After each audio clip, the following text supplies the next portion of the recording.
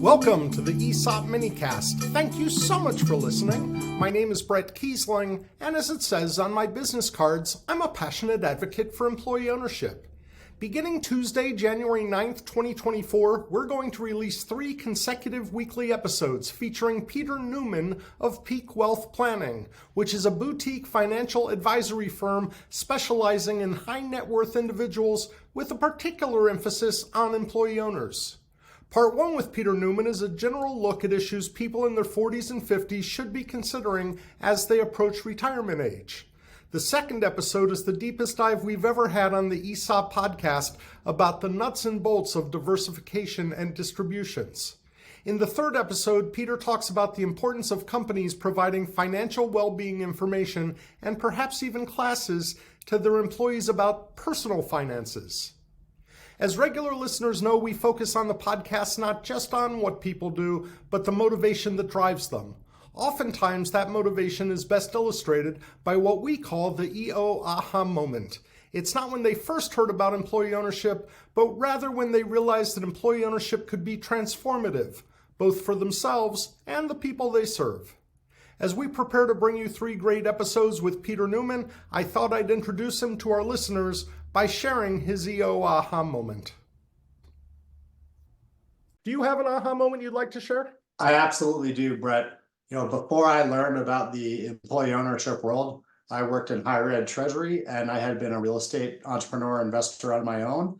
So the ways of planning for individual wealth for me, from my personal family background, where either you buy duplexes and you remodel them on the weekend, or you have friends who own apartment buildings, or you work with other professionals at a university or a company and you put as much money away as you can in your 401k. I had the very fortunate opportunity in late 2013 through my accountant to meet a gentleman who had worked at an employee-owned company for his entire career. And my accountant friend said, "Hey, Peter, you need to meet this person. He's thinking about retiring in a few years and he really needs help." So I went and met with this family in Chicago, and I learned that this gentleman was a tax director for Amstead Industries, making a 6-figure salary, and started having a dialogue with him and learned that he had saved a modest sum in his 401k, less than $500,000, but that he had this company stock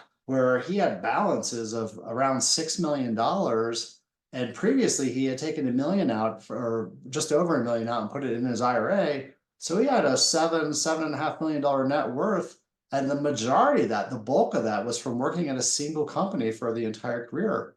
And then as I asked a few more questions, I was flabbergasted to learn that that stock was granted to him as part of his compensation. And that was quite a nest egg he could plan for and then later spend in retirement. So I actually had the very fortunate position to start Peak Wealth Planning with that gentleman who had worked at Amstead his entire career. And my second client was someone I went to college with that was an attorney that needed some financial planning. So that's how Peak Wealth Planning got launched. And so employee ownership really launched Peak Wealth Planning. The sort of follow-on to that, having an entrepreneurial mindset, the next year, and I started in January 2014, we started the firm, and I thought, well, gee, I should learn more about this world of employee ownership. And I believe it was 2015 in the spring, I attended my first National Center for Employee Ownership conference. I think it was in Atlanta. And I was just stunned how much energy and investment employee owner companies put into good culture, camaraderie, as well as, in many cases, not all, but in many cases, these companies practice some form of open book management, meaning they educate their employees about how their actions, whether you're a shipping clerk, you're a project manager, you are a frontline salesperson, on how your actions translate into the company doing well, and then try to link the company doing well to your ESOP account value